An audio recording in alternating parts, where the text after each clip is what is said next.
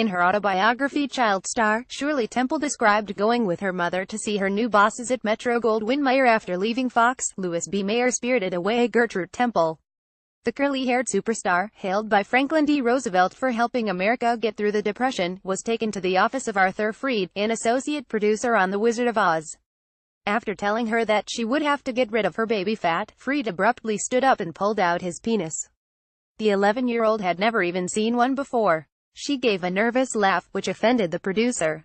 "Get out," he shouted. When she rejoined her mother, an affronted Gertrude told Shirley that she had to back out of Mayer's office when he lunged at her.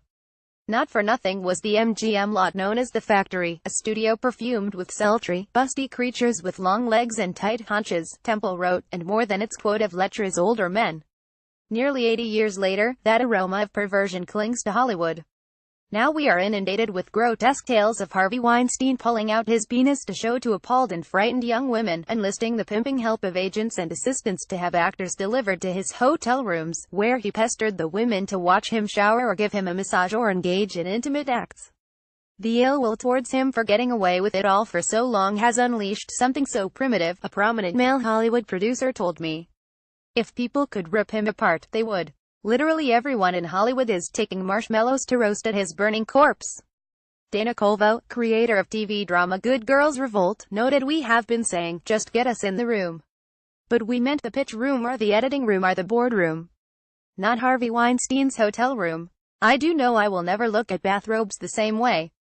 It's the bathrobes versus the pussy hats." While not a victim of Weinstein's, Colvo worked for Amazon Studios, which was headed by Roy Price until he was suspended last Thursday over sexual harassment allegations.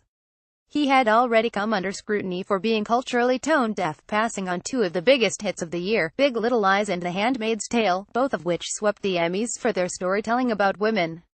And he cancelled the popular Good Girls Revolt after one season, admitting he had never watched it.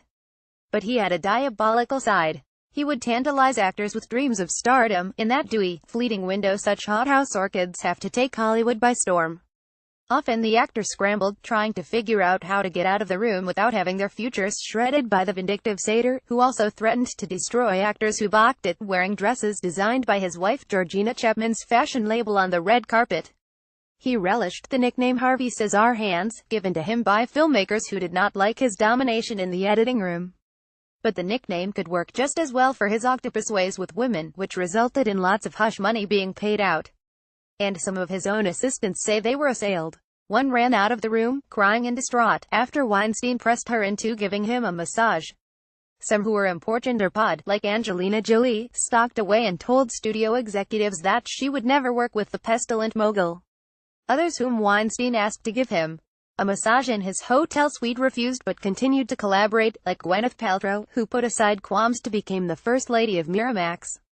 There probably needs to be some introspection about how certain people who engage in horrendous mistreatment of women can coop the media. When David Carr wrote about the Emperor Miramaximus in 2001 for New York Magazine, several years after the unpleasant experience Paltrow described for the first time this past week to the New York Times, he quoted her saying, "I think that for every bad story you hear about Harvey, there are three great ones.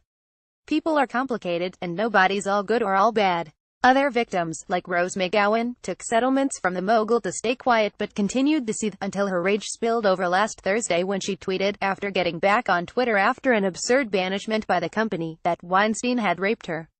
"Once more we are in a searing national seminar on sexual misbehavior by men, just like the Hill Thomas hearings, the Clinton impeachment hearings, the Bill Cosby trial, the downfalls of Roger Ailes, Bill O'Reilly and other harassing big shots at Fox News, and Donald Trump and the fallout from the Access Hollywood tape.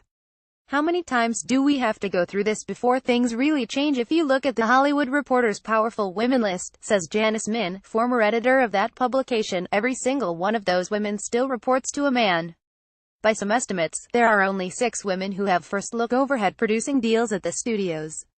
Min recalls attending the $400,000 speech Barack Obama made as a former president to an A Network's advertising upfront at the Pierre Hotel in New York in April. Afterwards, amid rapturous applause, he walks right over to Harvey Weinstein and gives Harvey a hug, Min says. "You can see the optics of it all. It makes your head explode if you think of the inability to explode the male network. Min says that although the Hollywood Reporter tried to get the goods on that looming, ominous, bellicose force named Harvey for many years, we had whiteboards full of names of women. He was a master at protecting himself, just as Hugh Hefner was, by the veneer of power he cultivated, by giving to liberal causes and cultivating friends in the media and politics. There probably needs to be some introspection about how certain people who engage in horrendous mistreatment of women can coop the media, she says. The fundamental predatory nature of Hollywood is young, attractive people, largely females, putting themselves in front of men to be judged and appraised and chosen. Like Trump, that other self-professed predator, there were complaints that in business deals he stiffed people on bills. It is a dark equation. From the moment the proverbial girl gets off the bus, the odds are stacked against her. In Hollywood, unlike at other Fortune 500 companies, the only-on-one meetings take place in hotel suites and bars. It's an exploitative and oddly personal process. Young female actors and surely male actors, too, with other powerful predators, Min says, knew that Hollywood is built on nothing but the pursuit of Oscar and Emmy. Harvey had proven time and again he could get you the Oscar that could make your career. It's the difference between being in the reboot of Saved by the Bell or getting $15 million for your next role. Hollywood is a culture that runs on fear. And it is not like other professions, one top entertainment executive said, because no one comes with a resume. It's about what you look like and who sent you. There was resentment against Weinstein in Hollywood, not only for the stories bubbling around about women, but the way he humiliated men who worked with him. He even berated a 15-year-old girl at a screening because her parents supported a political candidate he opposed. Like Trump, that other self-professed predator, there were complaints that in business deals he stiffed people on bills, advertising and public relations payments, and he had a reputation for lying, cheating, taking advantage, acting like a thug. Many in the film community felt he besmirched the Oscars by turning it into a marketing race rather than a contest of quality. I asked Tim Robbins, who had some unpleasant business dealings with Weinstein, what the moral of this full, revolting story should be. It's not just in show business, it's every business, he said. It's about men who use power to get an advantage over women. It's gross, it's unacceptable, but unfortunately, it's pretty persistent. Women in Hollywood say social media, plus the anger about Trump getting into the Oval Office instead of Hillary, were propelling forces in the fire raining down on Weinstein. I hope it's a witch hunt, says a top Hollywood woman. I hope it's a purge. There are people we have to get rid of in our business. Everyone knows them.